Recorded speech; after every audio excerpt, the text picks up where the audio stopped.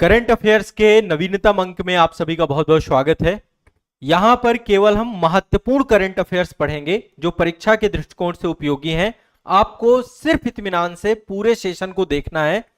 निरंतर अब आपके सेशन होंगे और हर एक सेशन को आपको देखना है। ये नवीनतम करंट अफेयर्स है, अपडेटेड करंट अफेयर्स है, आगामी सभी परीक्षाओं के लिए बहुत ही उपयोगी है।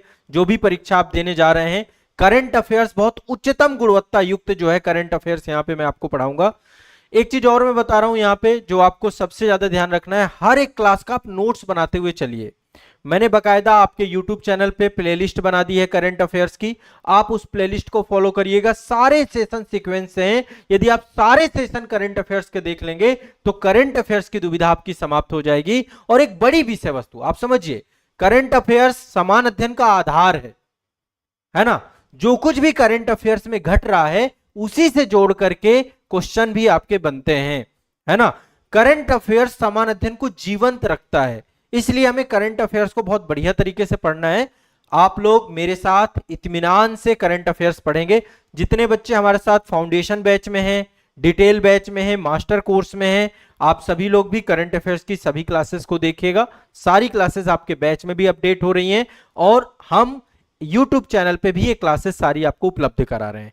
करंट से एक भी क्वेश्चन गलत नहीं होगा यदि आप इन सेशन को आराम से देखेंगे, ठीक है।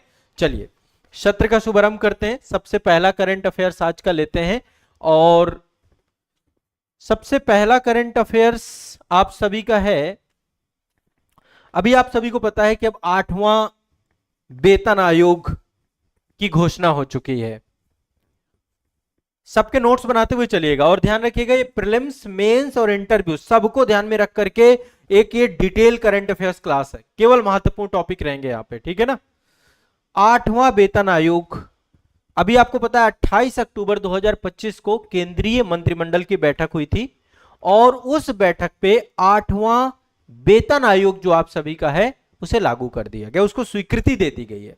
अभी लागू नहीं किया गया, अभी उसके लेकर के बकायदा आयोग गठित हो चुका है। चूंकि नाम ये देखिए पे कमीशन, तो एक कमीशन बनाया जाएगा, कमीशन की एक संरचना होगी, उसका एक कार्यकाल होगा, है ना। तो आमतौर पे जो 8वां वेतन आयोग है इसकी जो घोषणा हुई है, सबसे पहले आप लोग ये समझिए कि इसमें कितने सदस्य होते हैं 8वें वेतन आयोग में। एक तो अध्यक्ष होता है, चेयरपर्सन, एक इसमें अंशकालिक सदस्य होता है, अंशकालिक सदस्य मतलब पार्ट टाइम मेंबर होता है, और एक सदस्य इसमें सिक्योरिटी के पद पर होता है, यानी एक सदस्य सचिव होता है। तीनों चुन भी लिए गए हैं, तो मैं तीनों के बारे में भी आगे बताऊंगा। उससे पहले वेतन आयोग का क्या काम होता है, एक्चुअल में वेतन आयोग क्यों बनाया जा रहा है। केंद्र सरकार अपने कर्मचारियों के वेतन ढांचे को संशोधित करने के लिए, पेंशन के भुगतान का निर्धारण करने के लिए दो चीजें हैं। एक तो जो लोग कर्मचारी अभी वर्तमान में हैं, केंद्र सरकार की नौकरी पर हैं, ये केंद्र सरकार का वेतन आयोग है, ये भी ध्यान रखिएगा। राज्य सरकार अपने अलग अलग वेतन आयोग लेकर आती है। तो केंद्र सरकार अपने कर्मचारियों के वेतन ढांचे को संशोधित करने के लिए, पेंशन का भुगतान करने के लिए एक मतलब प्रॉपर रेजोल्यूशन लाया जाता है, संकल्प प्रस्ताव लाया जाता है और फिर वेतन आयोग का गठन किया जाता है। ये एक आपका प्रशासनिक निकाय है, एडमिनिस्ट्रेटिव बॉडी है आपकी पूरी की तरीके से, ठीक है। इसमें प्रीलिम्स में भी क्वेश्चन बन सकता है, मेंस में भी क्वेश्चन बन सकता है। सामान्य परिस्थितियों में केंद्र सरकार प्रत्येक 10 वर्ष पर वेतन आयोग का गठन करती है। 1947 से लेके अब तक 7 वेतन आयोग बन चुके हैं, अब आपका 8वां वेतन आयोग है ये। तो वेतन आयोग के द्वारा प्रति माह न्यूनतम वेतन की सिफारिश की जाती है।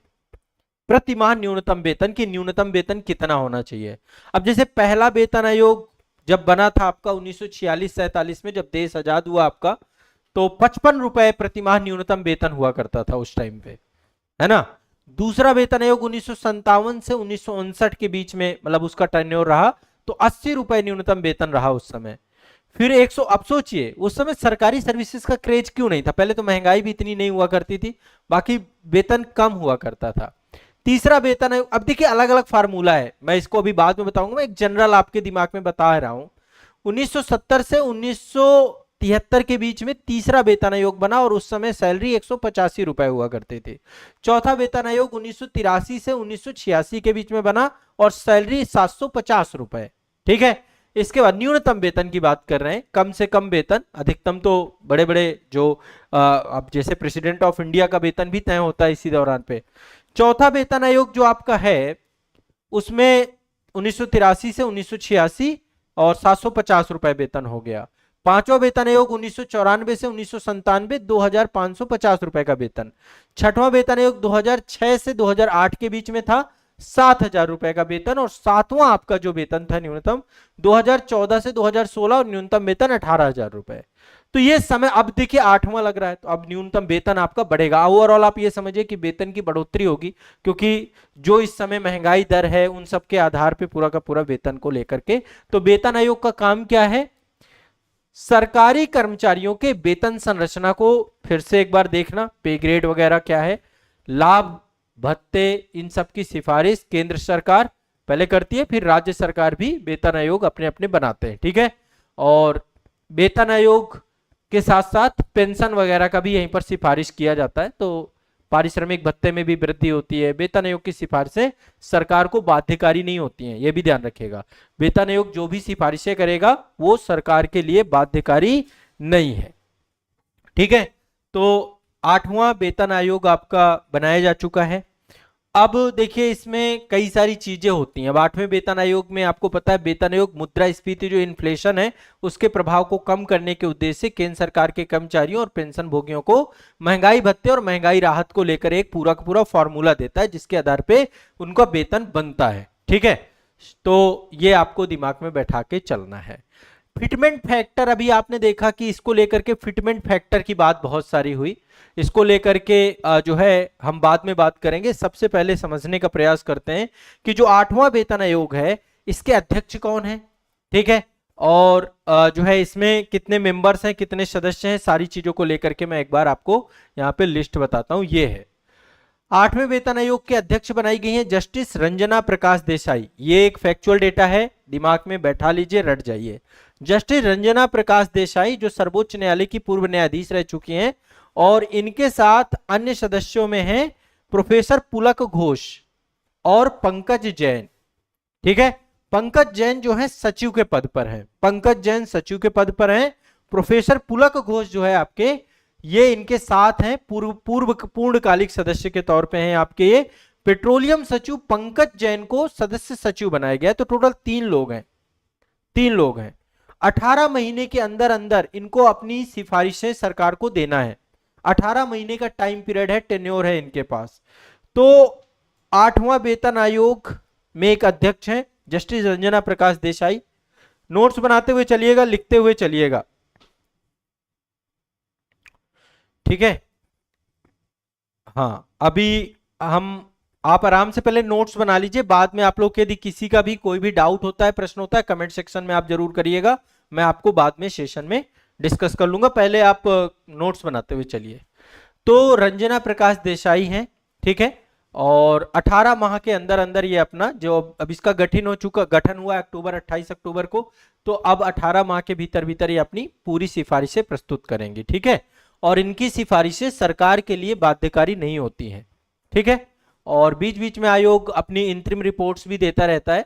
तो आयोग एक तो सबसे पहले आर्थिक और राजकोषीय स्थिति देखेगा देश की, कि इंडिया का मतलब इकोनॉमिक कंडीशन क्या है, फिजिकल प्रेशर कितना पड़ेगा।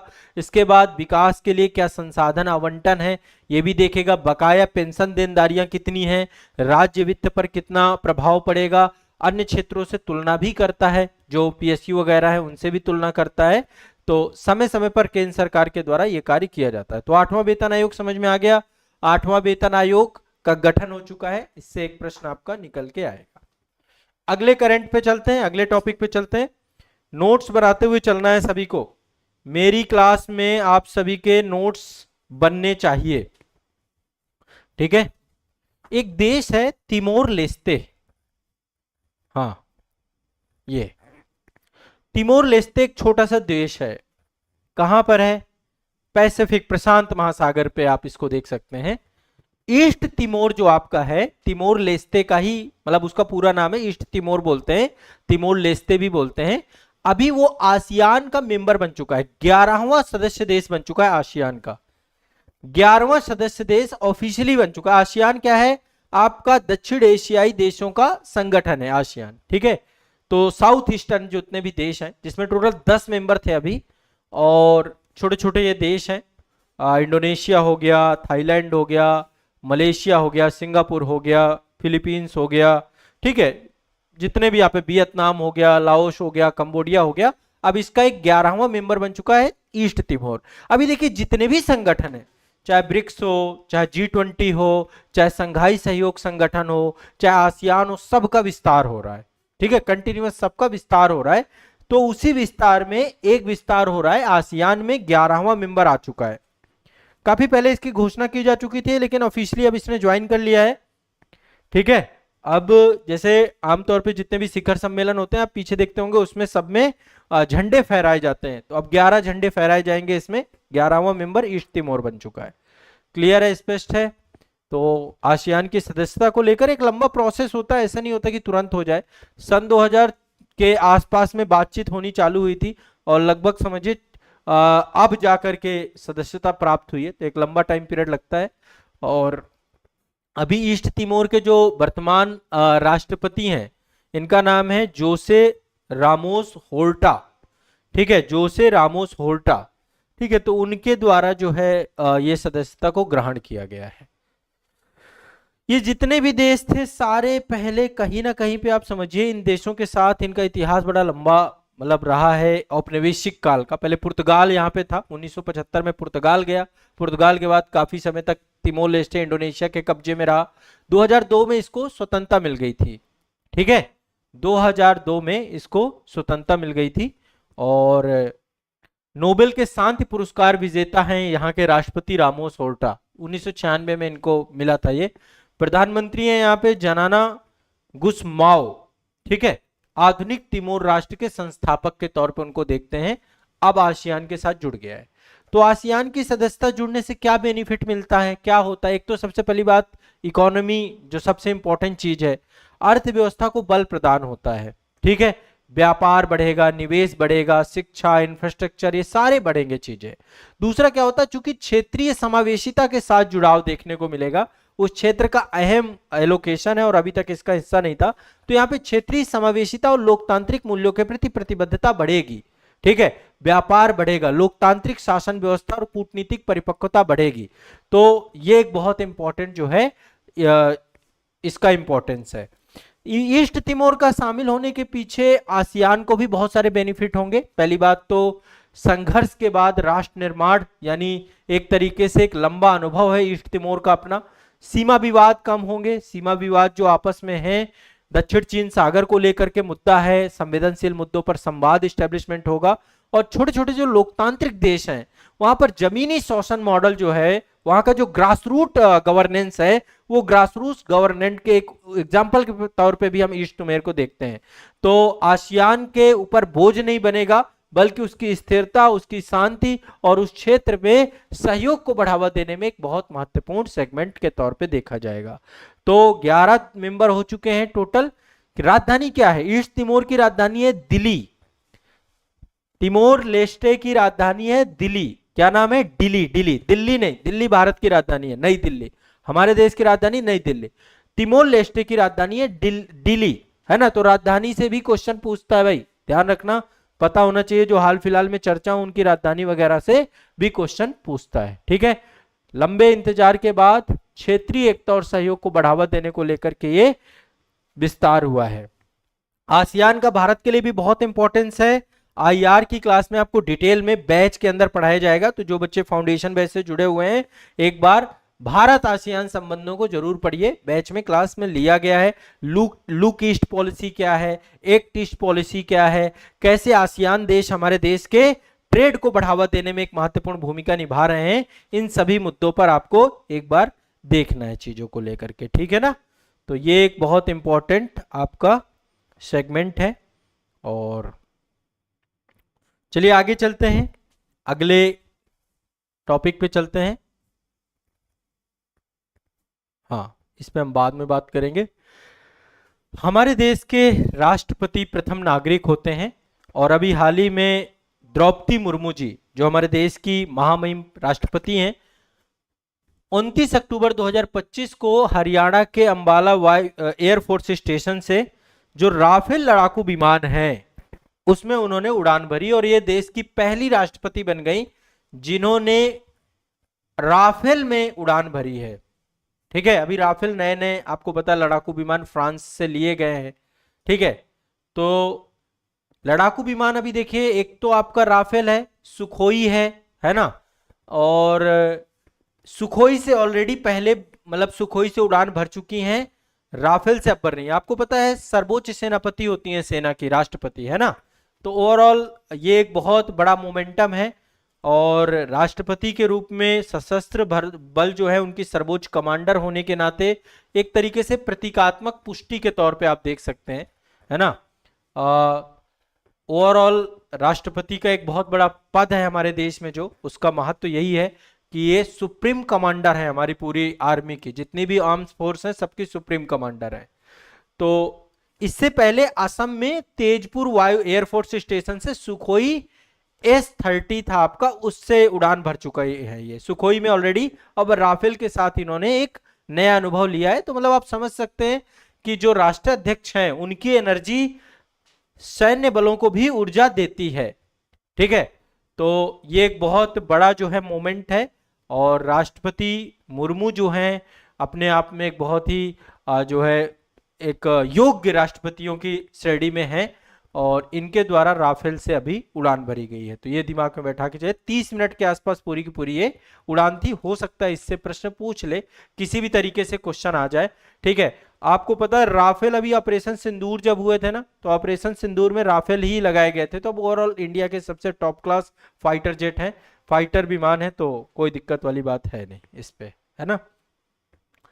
तो ये एक चीज ध्यान रखिएगा। अब इसको एक तरीके से देखा जा सकता है, जब इस तरीके की घटना हो ना तो इन घटने को थोड़ा सा समझने की कोशिश किया करिए। आप चूंकि सिविल सर्विसेज की तैयारी कर रहे हैं तो यह उड़ान केवल एक औपचारिक उड़ान नहीं है।